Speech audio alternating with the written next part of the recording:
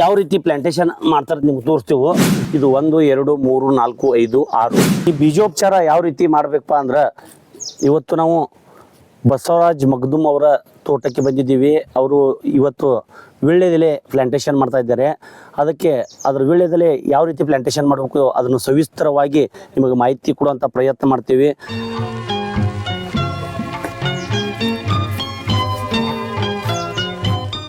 ಆತ್ಮೀಯ ರೈತ ಬಾಂಧವರೇ, ಯಾವ ರೀತಿ ನಾವು ಬಳ್ಳಿ ಹತ್ಬೇಕಾದ್ರೆ ಯಾವ ರೀತಿ ಎಷ್ಟು ಉದ್ದಿರಬೇಕು ಈ ಬಳ್ಳಿ ಕಟ್ಟಿಂಗಲ್ಲಿ ಅಂತ ನಿಮ್ಗೆ ತೋರಿಸ್ಕೊಡ್ತಾ ಇದ್ದೀವಿ. ಇದು 1 2 3 4 5 6 ಕಣ್ಣುಗಳ ಇರುವಂಥ ಬಲಿತ ಬಳ್ಳಿಗಳನ್ನು ಕೊಯ್ಕೊಂಡು ಬರಬೇಕು.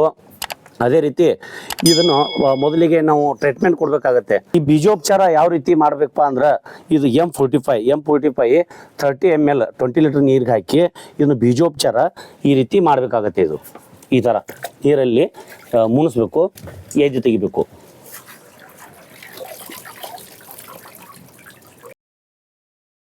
ಈ ಥರ ನಾವು ಮೊದಲಿಗೆ ವೀಳ್ಯದೆಲೆ ಕೊಯ್ಕೊಂಡು ಬರಬೇಕಾದ್ರೆ ಪ್ಯಾಕಿಂಗ್ ಯಾವ ರೀತಿ ಮಾಡಬೇಕು ಈ ಥರ ಮಾಡಬೇಕು. ನಿಮ್ಗೆ ತೋರಿಸ್ತೀವಿ ಯಾವ ಥರ ಬಳ್ಳಿ ಎಷ್ಟು ಉದ್ದಿರುತ್ತೆ ಅಂತ. ಈಗ ಯಾವ ರೀತಿ ಪ್ಲಾಂಟೇಶನ್ ಮಾಡ್ತಾರಂತ ನೋಡೋಣ ಬನ್ನಿ.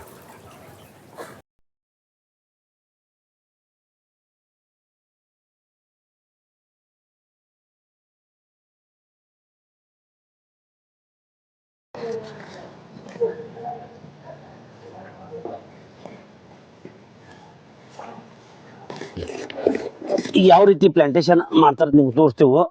ಈಗ ಸುಮಾರು 2 ಫೂಟ್ ಅಂತರದಿಂದ ಈ ಒಂದು ಸಸಿಯನ್ನು ನೆಡ್ತಾ ಇದ್ದಾರೆ. ಅದಕ್ಕೆ ಇಲ್ಲಿ ಮೊದಲಿಗೆ ನಾವು 2 ಬಳ್ಳಿ ಹಚ್ತಿದ್ದು. ಈಗ ಮತ್ತು ಹೊಸ ಪದ್ಧತಿಯಾಗ ಈ ವರ್ಷ ಬಸವರಾಜ್ ಮಗ್ದುಮ್ ಅವ್ರ 4 ಬಳ್ಳಿ ಒಂದು ಗಿಡಕ್ಕೆ ನೆಡಕದಾರು. ಈಗ ಈ ಕುನಿ ಸುಮಾರು ಒಂದು 9 ರಿಂದ 10 ಇಂಚ ಇದನ್ನು ಗುಂಬು ತೆಗಿದ್ದರು. ಅದಕ್ಕೆ ಇವು ತೋರಿಸು ಸ್ವಲ್ಪ.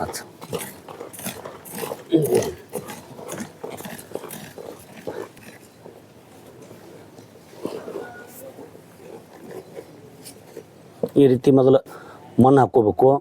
ಯಾಕಷ್ಟು ಕಲ್ಲುಗಳು ಇದಕ್ಕೆ ಸ್ವಲ್ಪ ಭಾಳಷ್ಟು ಹಿಂಗೆ ಪೆಟ್ಟು ಹಾಕಿದ್ರೆ ಗಾಯ ಆಗ್ತೈತಿ. ಹಿಂಗಾಗಿ ಸಸಿ ಹೋಗೋ ಸಾಧ್ಯತೆ ಇರ್ತೈತಿ. ಅದಕ್ಕೆ ಇವೆಲ್ಲ ಕಲ್ಲುಗಳು ತೆಗೆದ